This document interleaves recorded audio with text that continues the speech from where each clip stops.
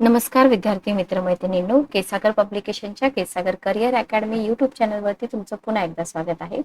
राज्यसेवा 2025 optional subject जे आहेत तर त्या ऑप्शनल सब्जेक्टसाठी विद्यार्थी थोडेसे टेन्शनमध्ये आहेत, पण टेन्शन बिलकुल घेऊ नका. ऑप्शनल जिओग्राफीसाठी आपल्याकडं खूप छान पुस्तकं आहेत, जेणेकरून तुमची ऑप्शनलची तयारी परिपूर्ण होऊन जाईल.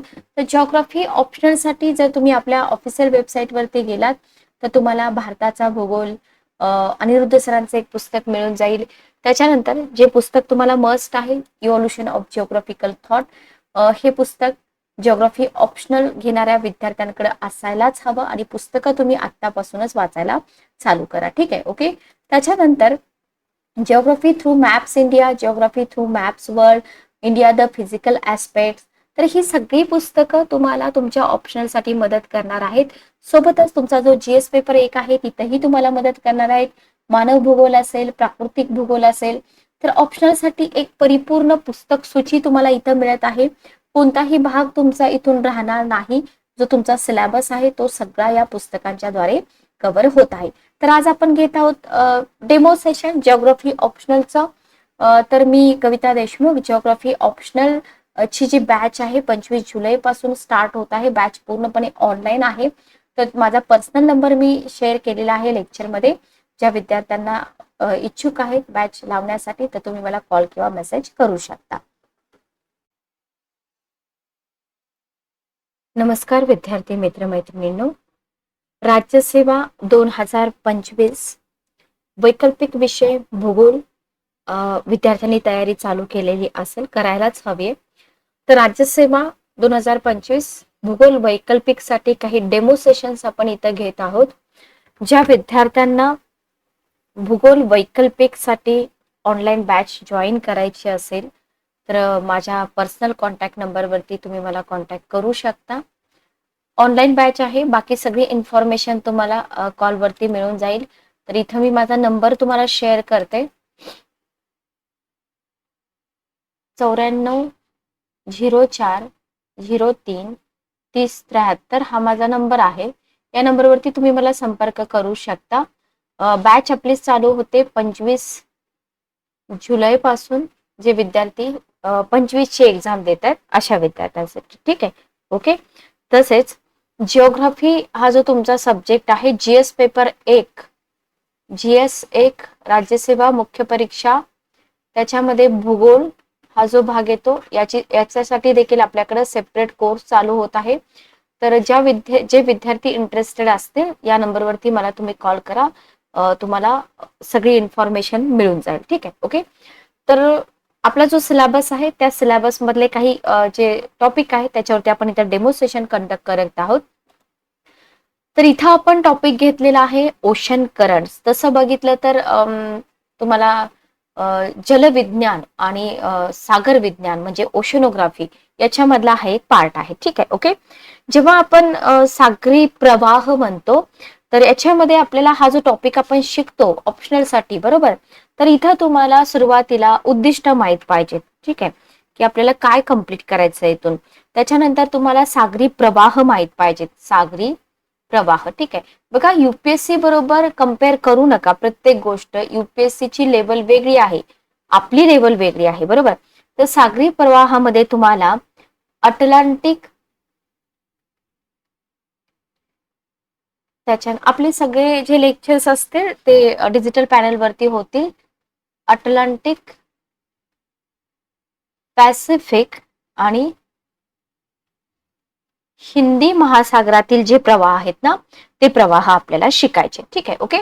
त्याच्यानंतर आपल्याला काय शिकायचं इथं, याच्यानंतर आपल्याला शिकायचं आहे सागरी लाटा, सागरी लाटा. ठीक आहे, ओके, क्लिअर. त्याच्यानंतर आपल्याला शिकायचं आहे तत्सुनामी,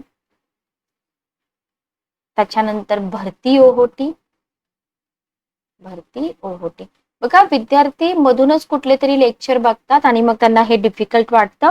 तर जोपर्यंत तुम्ही क्लायमेटोलॉजी शिकत नाही तोपर्यंत तुम्हाला जिओग्राफीचा प्रत्येक पाठ हा अवघडच वाटेल. ओके. याच्यानंतर आपण इथे शिकणार आहोत सागरी निक्षेप, सागरी निक्षेप आणि याच्यानंतर आपण शिकत आहोत सागरी अन्न स्रोत आणि खनिजे. ठीक आहे. आता तुम्ही म्हणाल मॅडम हे कसं, तर हा जो टॉपिक आहे ना सागरी प्रवाह आणि संसाधने म्हणून आपण हा टॉपिक एकत्र घेतो, लक्षात घ्या. तसं तर आपण सागरी प्रवाह सेपरेट पण करू शकतो, पण एकत्र शिकवलं तर बरं पडतं. ठीक आहे. तर जेव्हा आपण हा टॉपिक शिकतो तेव्हा हा घटक अभ्यासल्यानंतर तुम्हाला काय समजणं अपेक्षित आहे, तर सागरी प्रवाहाची जी संकल्पना आहे, ठीक आहे, सागरी प्रवाहाची संकल्पना आणि सागरी प्रवाहांचं वितरण तुम्हाला समजलं पाहिजे. पहिला मुद्दा, बरोबर. सेकंड जो आहे पॉइंट, तो इथं तुम्हाला सागरी लाटा, त्याच्यानंतर त्सुनामी, भरती ओहोटीची प्रक्रिया, भरती ओहोटी प्रक्रिया जी आहे ती तुम्हाला समजून घेता आली पाहिजे किंवा समजली पाहिजे. त्याच्यानंतर सागरी निक्षेपाची प्रक्रिया तुम्हाला समजली पाहिजे आणि जे सागरी अन्न स्रोत आहेत, सागर तळाशी असलेली खनिजे आहेत, त्याची माहिती तुम्हाला इथं समजून घेणं गरजेचे आहे. म्हणजे तुम्हाला हे सगळं आकलन इथं झालं पाहिजे. ठीक आहे. Okay, clear. तर इथपर्यंत तुम्हाला समजलं असेल बघा. अगदी सोप्यातून आपण जात आहोत कठीणाकडे, त्याच्यामुळे इथं जास्त काही प्रेशर घेण्याचं तुम्हाला कारण नाही. ओके, साध्या सोप्या भाषेमध्ये समजून घ्या. ओशन करंट्स म्हणजे काय, सागरी प्रवाह म्हणजे काय. सोपं आहे. सागरी प्रवाह म्हणजे ही जी आहे ना सागर जल आहे, बरोबर. सागर जलाची जी हालचाल असते, सागर जलाची जी हालचाल असते, सॉरी, तर सागर जलाची जी हालचाल असते ना त्याला आपण काय म्हणतो, त्याला आपण म्हणतो सागरी प्रवाह, बरोबर. सागरी प्रवाह. Okay, clear. कधी कधी जेव्हा तुम्हाला क्वेश्चन येतो तिथे तुम्हाला डेफिनेशन वगैरे लिहावे लागतात इंट्रोडक्शन मध्ये, तर तिथं असे साध्या सोप्या शब्दामध्ये मांडायचं.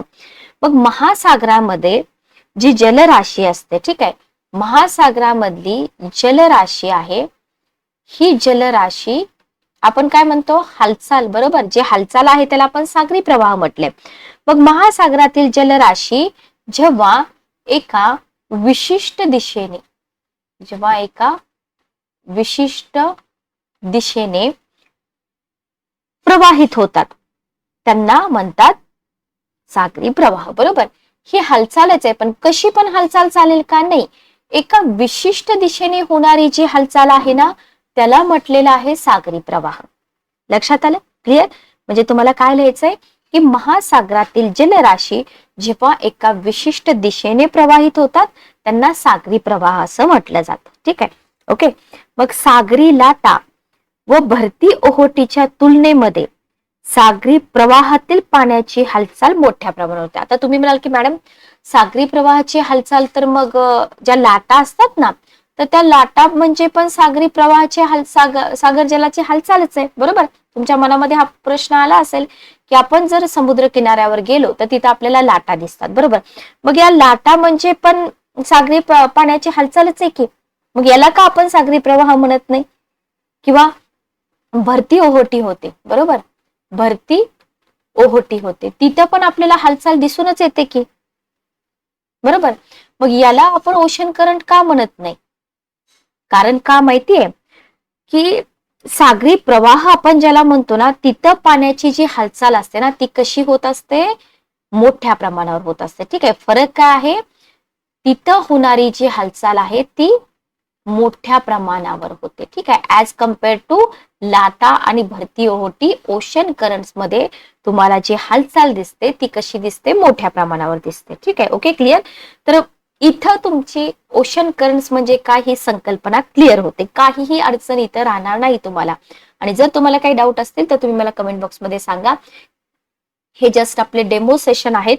ज्या विद्यार्थ्यांना बॅच जॉईन करायची इच्छा आहे तर तुम्ही मला बॅचेस जॉईन करा आणि नक्कीच याचा फायदा घ्या. ठीक आहे. ओके, आता इथं आपण जेव्हा इंट्रोडक्शन मध्ये असं सगळं काही लिहिलं आणि समजा तुम्हाला पुढे क्वेश्चन असेल की ओशन करंट्स म्हणजे काय सांगून, म्हणजे सागरी प्रवाह म्हणजे काय सांगा आणि सागरी प्रवाहांचे प्रकार स्पष्ट करा. ठीक आहे.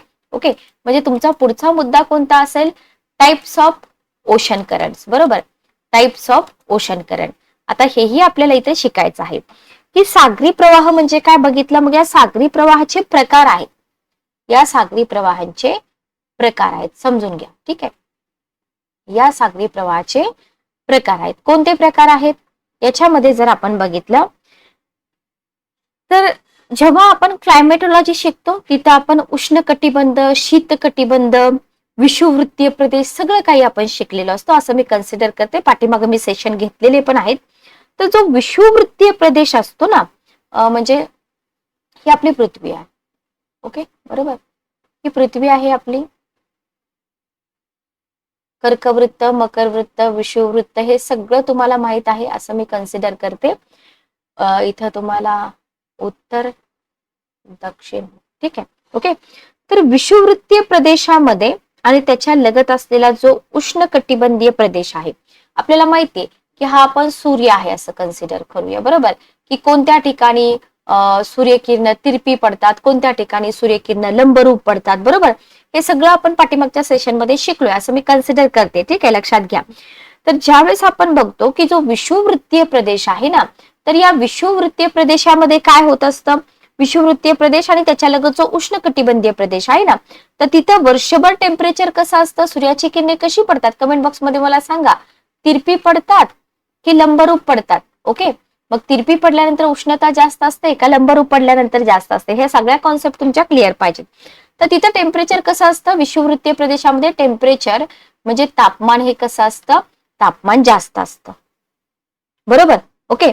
मग तिथं तापमान जास्त असल्यामुळे काय असणार आहे, ऑब्विसली इथं पाण्याचं जे तापमान आहे, पाण्याचे तापमान सुद्धा कसे असणार आहे, पाण्याचे तापमान सुद्धा जास्तच असणार आहे. लक्षात घ्या. ओके. आणि त्याच वेळी जेव्हा तुम्ही इथं ध्रुवीय प्रदेशामध्ये येता, हा जो वरचा प्रदेश आहे इथं येता तुम्ही, त्यावेळेस तुम्हाला काय दिसतं, इथे टेम्परेचर कमी आहे, तापमान इथं कमी दिसतं तुम्हाला. बरोबर. मग तापमान कमी असणाऱ्या प्रदेशातील सागर जलाचं तापमान कसं असणार आहे, कमीच असणार आहे की. लक्षात आलं. मग अशा वेळेस काय होतं बघा, अशा वेळेस खूप सोपं आहे हे, इतकं अवघड का वाटतं विद्यार्थ्यांना माहित नाही.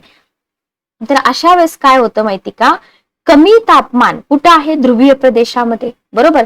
मग अशा वेळेस जो उष्ण कटिबंधीय प्रदेश आहे, म्हणजे जिथं आपण तापमान जास्त आहे असं म्हटलं होतं. बरोबर. सागर जलाचं तापमान जास्त आहे. मग अशा वेळेस उष्ण कटिबंधीय प्रदेशाकडून ध्रुवीय प्रदेश म्हणजे इथून हा जो प्रदेश आहे ना, या प्रदेशाकडे जर आपण बोललो तर या प्रदेशाकडे काय होतं,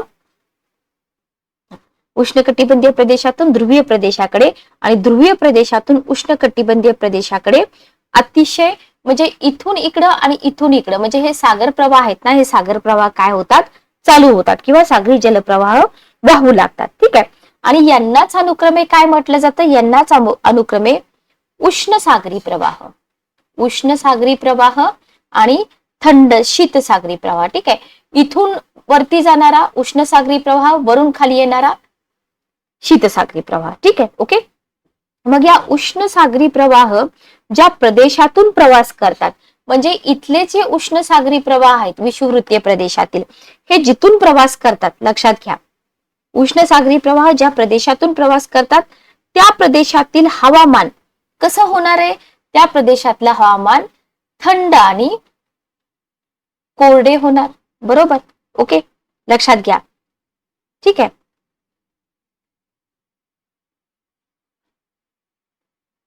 बरोबर. आणि जर आपण बघितलं तर सागराचं पाणी तापवण्यास कारणीभूत ठरतात तिथं उष्ण आणि दमट, सॉरी मी तुम्हाला चुकीचं सांगितलं, एक मिनिट. शीत प्रवाह जिथून वाहतात तिथं तुम्हाला हे थंड आणि कोरडे दिसतील, जिथून उष्ण वाहत जातील तिथं तुम्हाला उष्ण आणि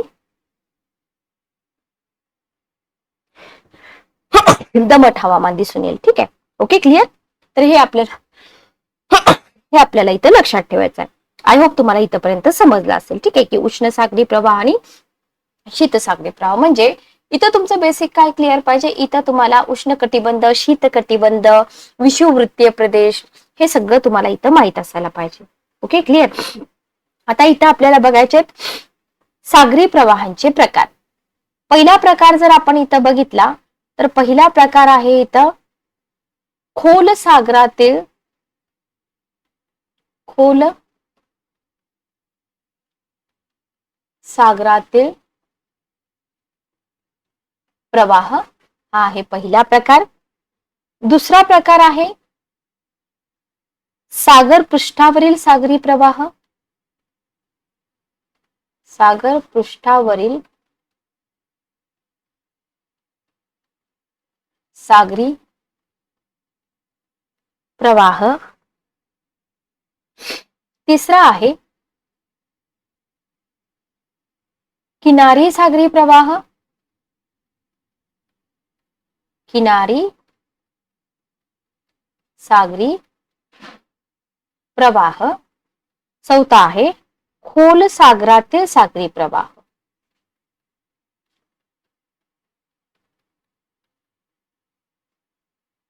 सागरी प्रवाह. ठीक आहे. ओके. चल बघा, आता इथे जर आपण बघितलं, पहिला प्रकार आहे खोल सागरातील सागरी प्रवाह. आता हा काय असतो प्रकार? इथं बघा, हे सागरी प्रवाह तुम्हाला जर स्पष्ट करा असा क्वेश्चन असेल तर हे सागरी प्रवाह सागराच्या पृष्ठापासून किती मीटर? 1000 मीटर खोलीवर निर्माण होतात. हे तुम्हाला मेन्शन करावं लागतं. ठीक आहे.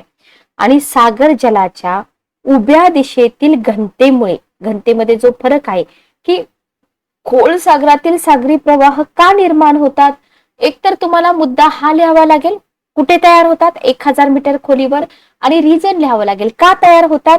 तर इथं सागर जलाची जी उभी दिशा आहे, तर या उभ्या दिशेमधील घनतेतील जो फरक आहे ना, तर या घनतेतील फरकामुळे हे प्रवाह निर्माण होतात. ओके. सागर पृष्ठावरील सागरी प्रवाह. आता हा दुसरा प्रकार जो आहे सागराच्या पृष्ठावरील सागरी प्रवाह, हे वाऱ्याच्या सागरी पृष्ठाशी होणाऱ्या घर्षण कार्यामुळे, म्हणजे वाऱ्याचे जे घर्षण कार्य आहे ना, तर या वाऱ्याच्या घर्षण कार्यामुळे हे सागरी प्रवाह निर्माण होतात. ओके. तिसरा जो सागरी प्रवाह आहे किनारी सागरी प्रवाह, हा खोल महासागरातून किनाऱ्याकडे येतो. ओके. खोल महासागरातून किनाऱ्याकडे येतो. आणि जो चौथा आहे खोल सागरातील सागरी प्रवाह, हा उलटा, म्हणजे किनाऱ्याकडून खोल समुद्राकडे वाहतात. Okay, clear. तर हे 4 प्रकार जे आहेत ना, तर हे 4 प्रकार तुम्हाला इथं काय करावे लागतील? मेन्शन करावे लागतील. ठीक आहे. ओके, समजलं. आता सागरी पृष्ठालगत वाहणारे सागरी प्रवाह, सागरी पृष्ठालगत वाहणारे सागरी प्रवाह, लक्षात घ्या, व्यवस्थित समजून घ्या. सागरी पृष्ठालगत वाहणारे सागरी प्रवाह हे पृथ्वीवरील एकूण जे सागर जल आहे, त्या सागर जलाच्या केवळ किती टक्के? केवळ 10% पाणी वाहून नेतात. लक्षात घ्या. आणि खोल सागरातील जे सागरी प्रवाह आहेत, हे 90% सागरी जलाची हालचाल होण्यास कारणीभूत ठरतात. सागरी प्रवाहांचा वेग आणि दिशा ही प्रामुख्याने कशावरती डिपेंड करते? वाऱ्यावरती डिपेंड करते. लक्षात घ्या. Okay, clear. वाऱ्यावरती अवलंबून असते. आणि सागरी प्रवाहांचा परिणाम कशावरती होतो? सागरी प्रवाहांचा परिणाम हा पृथ्वीवरील विविध प्रदेशांच्या हवामानावरती होतो. Okay, clear. तर बघा, युपीएससी आहे, युपीएससी सारखंच करावं लागेल. हे सगळं डोक्यातून काढून टाका. सुटसुटीत व्यवस्थित कॉन्सेप्ट समजला, उत्तरं लिहिता आली, तरी आपल्याला इथं खूप चांगले मार्क्स मिळून जातात. ठीक आहे. ओके. तर इथं आपण काय काय बघितलं आतापर्यंत? सागरी प्रवाह म्हणजे काय, सागरी प्रवाहांचे प्रकार आपण बघितले, तरी आपण इथे शॉर्ट मध्ये बघितलेत. हे आपले डेमो सेशन्स आहेत, लक्षात घ्या. इथे काही इमेजेस पण मी टाकलेले आहेत. बर, हे तुम्हाला एक्झाम्पल साठी आहेत, नंतर दाखवते मी तुम्हाला. चला, आता तुम्हाला क्वेश्चन कसा विचारला जातो माहितीये? क्वेश्चन तुम्हाला विचारला जातो, आता मी जे शिकवलंय ते, सागरी प्रवाह म्हणजे काय? ठीक आहे. सागरी प्रवाह म्हणजे काय? सागरी प्रवाहांचे प्रकार स्पष्ट करा. म्हणजे प्रकार स्पष्ट करा. 150 शब्द. ठीक आहे. ओके, लिहिता येईल तुम्हाला, आरामात लिहिता येईल. क्लिअर. आणि पुढचा क्वेश्चन असा बनू शकतो, सागरी प्रवाह म्हणजे काय ते सांगून सागरी प्रवाहांचे प्रकार आणि सागरी प्रवाहांच्या निर्मितीवर परिणाम करणारे घटक स्पष्ट करा. 250 शब्द. Okay, clear. असे सरळ सरळ स्ट्रेट फॉरवर्ड क्वेश्चन येणार आहेत. तुम्ही फार टेन्शन घेऊ नका ऑप्शनलचा, फक्त सिलेबस व्यवस्थित कंप्लीट करा. मग पुढचा आपला मुद्दा आहे सागरी प्रवाह जे आहेत. सागरी प्रवाह म्हणजे काय आपण बघितलंय, संकल्पना आपण समजून घेतली. मग या सागरी प्रवाहाची निर्मिती होते, बरोबर. मग या सागरी प्रवाहाची निर्मिती होताना या निर्मितीवरती असे काही घटक आहेत जे परिणाम करतात. ओके, असे काही घटक आहेत जे परिणाम करतात, ज्याच्यामध्ये आपल्याला कोणते घटक बघायचे आहेत. याच्यामध्ये आपल्याला बघायचे आहेत, तर आपण इथं बघत होतो सागरी प्रवाहांच्या निर्मितीवर परिणाम करणारे घटक. ठीक आहे, ओके. बघा याच्यामध्ये जर आपण बघितलं तर ग्रहीय वारे आहेत, त्याच्यानंतर पृथ्वीच्या परिवलनाची गती आहे, सागर जलाचं तापमान आहे, महासागराच्या क्षारतेत असलेली विविधता आहे, सागरी जलाची घनता आहे, पर्जन्य आणि बाष्पीभवन आहे, सागर तळाची रचना आहे, सागर किनाऱ्याचं स्वरूप आहे. तर हे 8 घटक जे आहेत ना, तर हे 8 घटक काय करतात, जे ओशन करंट्स आहेत किंवा सागरी प्रवाह आहे त्याच्या निर्मितीवरती परिणाम करतात. ठीक आहे, ओके. याच्यामधला पहिला घटक आहे प्लॅनेटरी विंड्स. म्हणजे काय, सागरी प्रवाह. बघा बॅच मध्ये तुम्हाला बायलिंग्वल शिकवलं जाईल, इंग्लिश प्लस मराठी. ओके, तर सागरी प्रवाह याच्यामधला पहिला घटक आहे ग्रहीय वारे. ग्रहीय वारे, ठीक आहे, शिकवले मी तुम्हाला, शिकवलेलं आहे.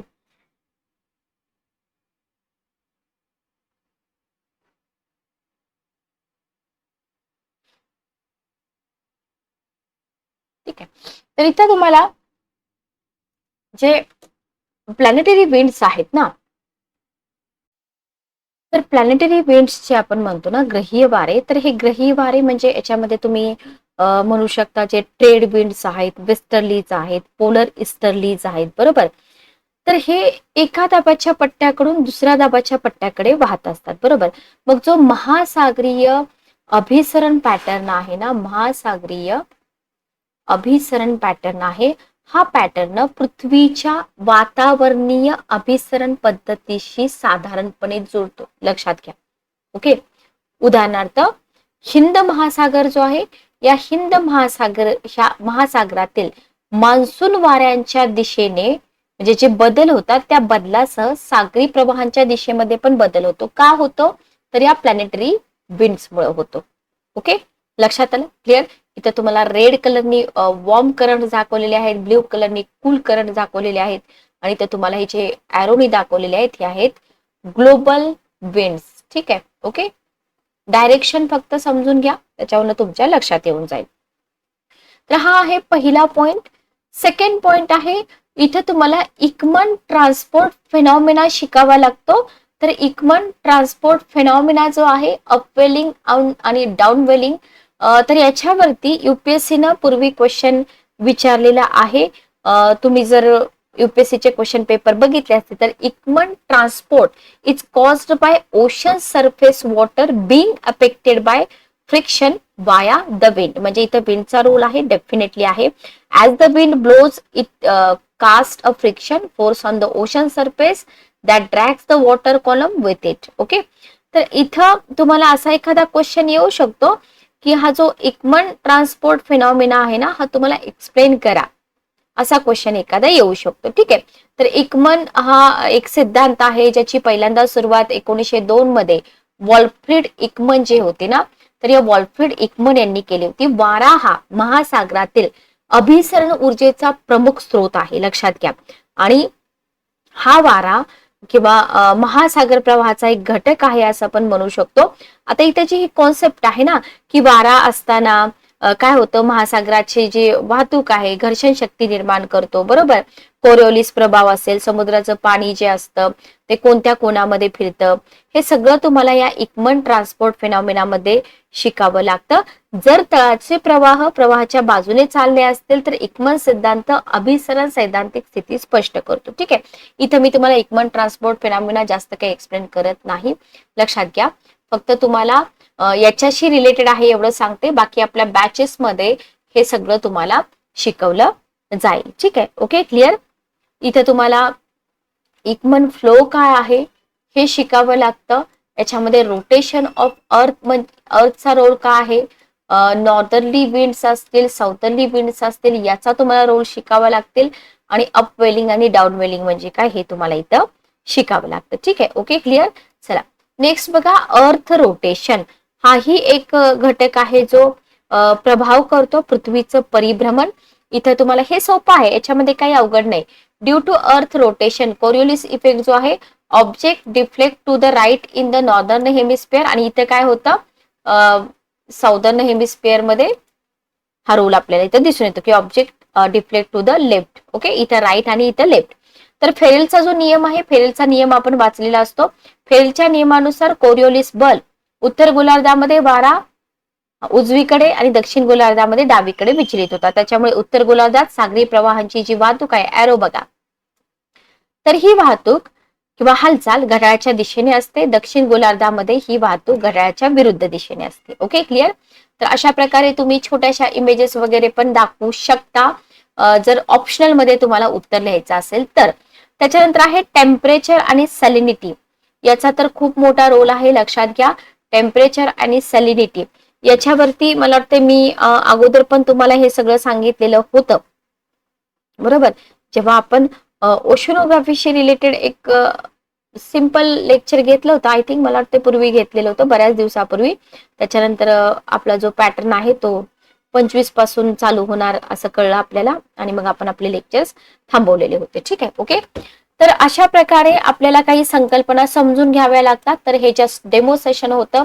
तुम्हाला जर कम्प्लीट बॅचेस जॉईन करायच्या असतील तर तुम्ही मला माझ्या कॉन्टॅक्ट नंबरवरती कॉन्टॅक्ट करू शकता. तर भेटूया नेक्स्ट सेशन मध्ये. Good day, take care.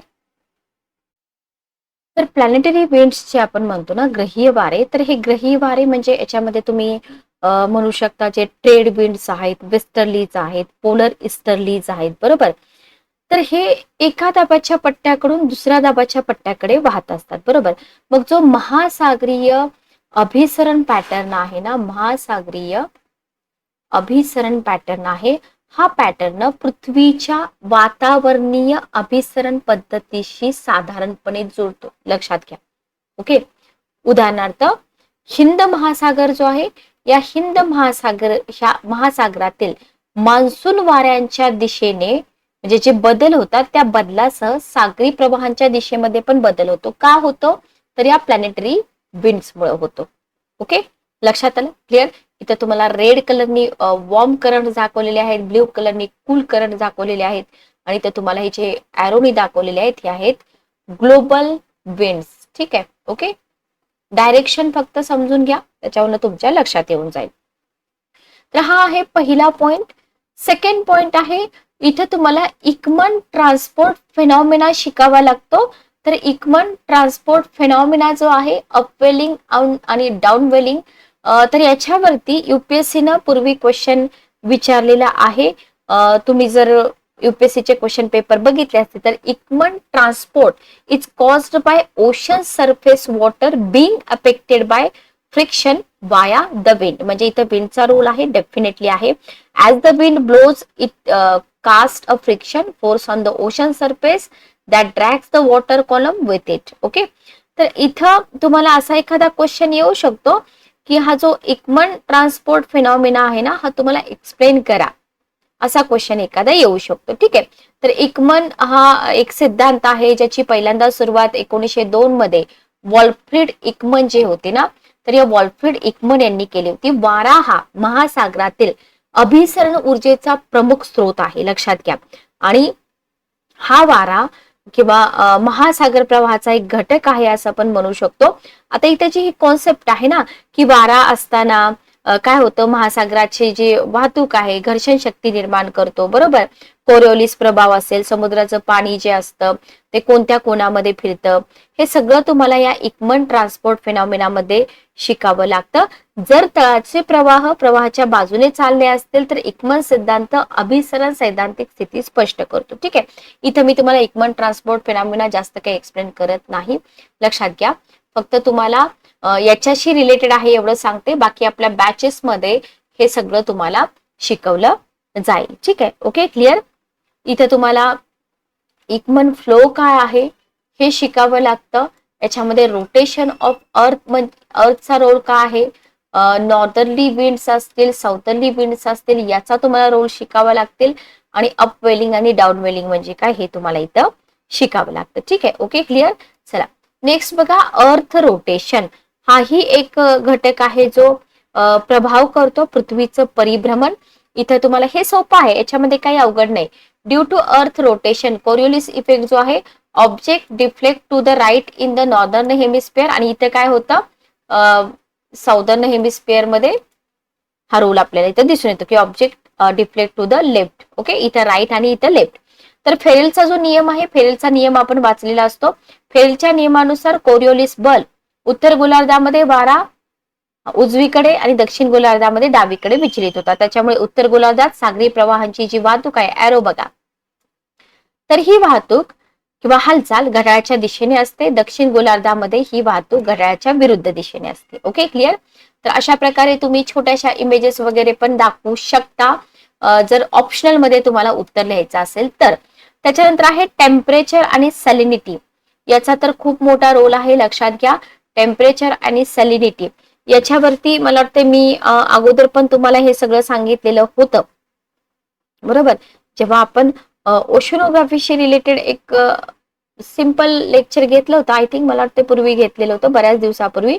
त्याच्यानंतर आपला जो पॅटर्न आहे तो 25 पासून चालू होणार असं कळलं आपल्याला, आणि मग आपण आपले लेक्चर्स थांबवलेले होते. ठीक आहे, ओके. तर अशा प्रकारे आपल्याला काही संकल्पना समजून घ्याव्या लागतात. तर हे जस्ट डेमो सेशन होतं. तुम्हाला जर कम्प्लीट बॅचेस जॉईन करायच्या असतील तर तुम्ही मला माझ्या कॉन्टॅक्ट नंबरवरती कॉन्टॅक्ट करू शकता. तर भेटूया नेक्स्ट सेशन मध्ये. Good day, take care. तर आपण इथं सागरी प्रवाह जे आहेत ना, तर या सागरी प्रवाहांच्या वरती परिणाम करणारे घटक बघतो. याच्यामध्ये आपण वारे हा पार्ट बघितला. मी थोडक्यात पुन्हा रिवाइज करते. तर सागराच्या पृष्ठभागावरून वाहणारे जे वारे असतात ना, तर ते वारे सागर पृष्ठभागाशी घर्षण करतात. ओके, तर सागर पृष्ठभागाशी घर्षण करतात आणि सागर जलाला काय करतात, एका दिशेमध्ये पुढे घेऊन जातात. जे प्रचलित वारे असतात ना, तर ते प्रचलित वारे नेहमी बघा, लक्षात घ्या, प्रचलित वारे नेहमी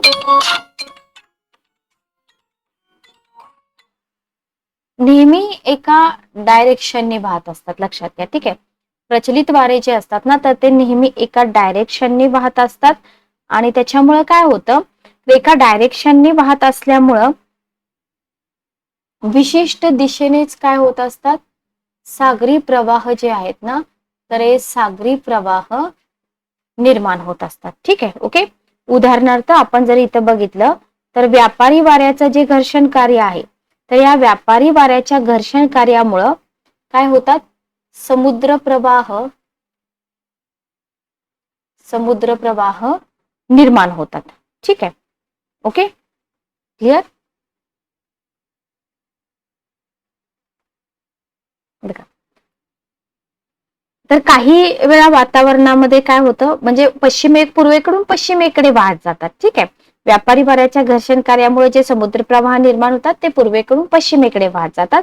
आणि काही वेळा वातावरणामध्ये आपण बघतो की आवर्त व प्रत्यावर्त यांची निर्मिती होऊन वाऱ्याच्या दिशानुरूप महासागरात पाण्याचे प्रवाह चक्र जे आहे ना, ते निर्माण झाल्याचं आपल्याला दिसून येतं. ठीक आहे, ओके. तर थोडक्यात मी हे रिवाइज केलं. इक्मन ट्रान्सपोर्ट फिनॉमिना आपण बॅच मध्ये शिकूया. अर्थ रोटेशन हे मी तुम्हाला एक्सप्लेन केलेलं आहे पाठीमागच्या लेक्चरमध्ये. तर याच्यामध्ये पृथ्वी स्वतःभोवती पश्चिमेकडे पूर्वेकडे फिरते वगैरे वगैरे, फेरेलचा जो नियम आहे तो सगळा मी इथं तुम्हाला एक्सप्लेन केला होता. त्याच्यानंतर टेम्परेचर आणि सॅलिनिटी, इथं बघा हा मुद्दा फार महत्वाचा आहे. सागर जलाची क्षारता आणि घनता, इथे जर आपण बघितलं तर महासागर जे असतात ना,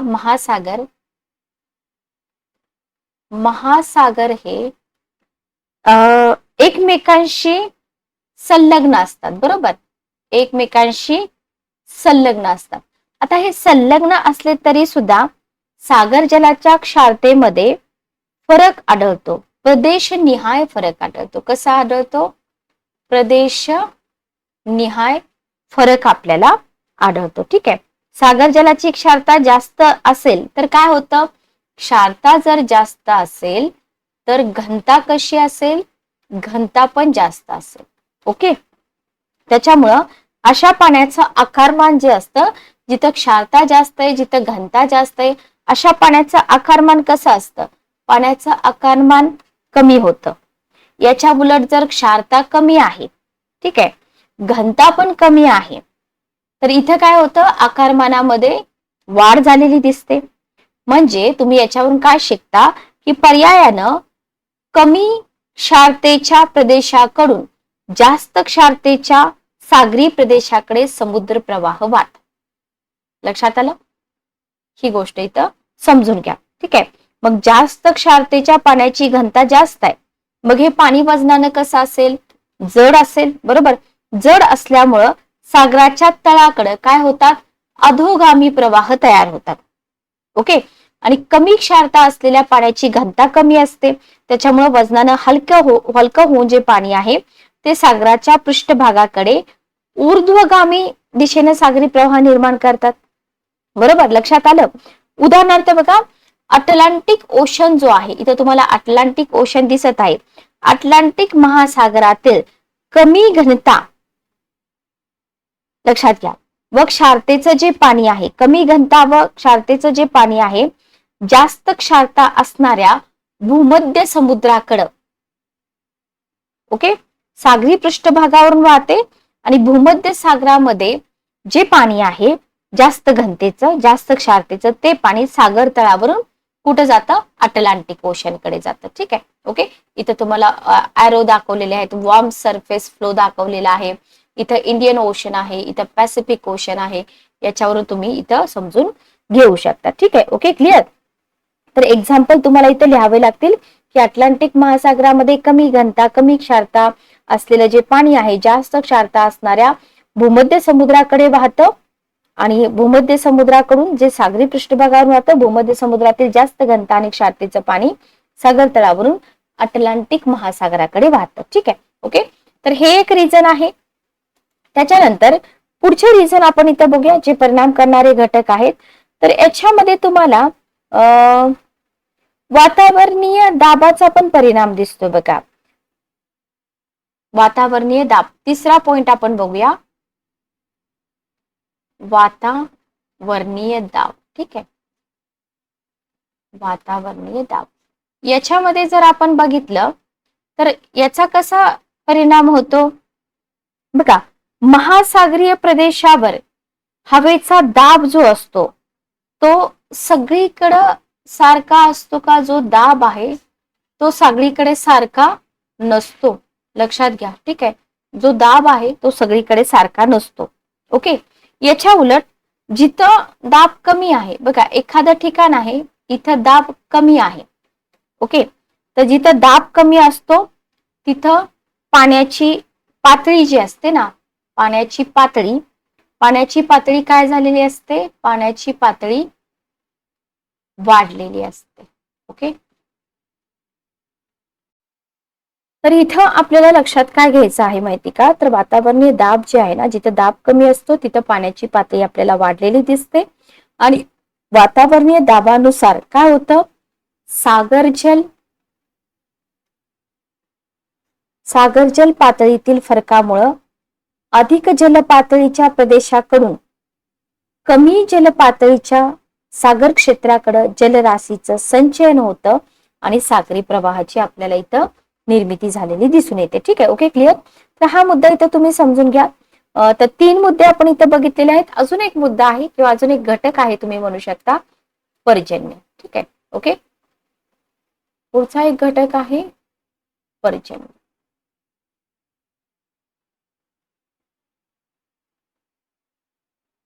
ठीक आहे. लक्षात घ्या.